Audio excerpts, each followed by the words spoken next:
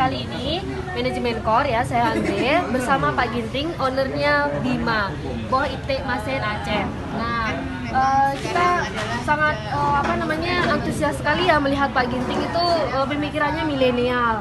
Padahal sudah lama selama ini kan bergelut dengan Boh Itik Masen ya. Tapi pemikiran Bapak itu sudah sangat menginspirasi orang-orang muda ya. UKM muda selama ini belum punya pemikiran untuk buat website, tapi Bapak Bima, Bapak Ginting ini sudah memulai bisnisnya itu di dunia digital. Itu gimana Pak? Inspirasi Bapak memulai bisnis Bapak di website itu gimana? Ya, begini ceritanya. Jadi awalnya memang saya usaha itu secara offline.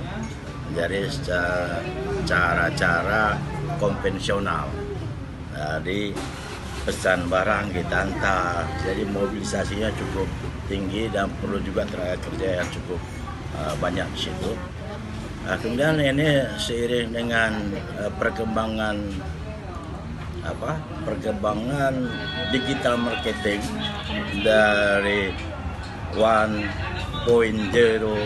2.0, 3.0, 4.0 ini yang berasal dari uap sekarang udah menjadi apa? Seluler. Jadi kalau poin-poin ini tidak kita ikutin, otomatis kita terhambat dalam hal pemasarannya.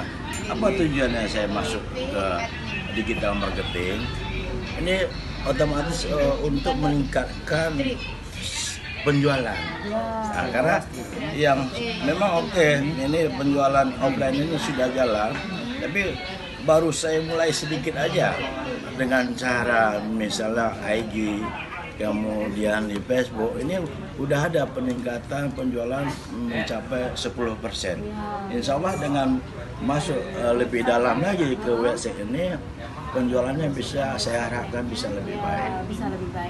Begitu teman-teman. Jadi sebenarnya digital marketing itu dengan adanya website justru membantu pemasaran ya para UKM kita khususnya yang ada di Banda Aceh. Baik teman-teman, ikuti kami di Manajemen Core. Sampai jumpa.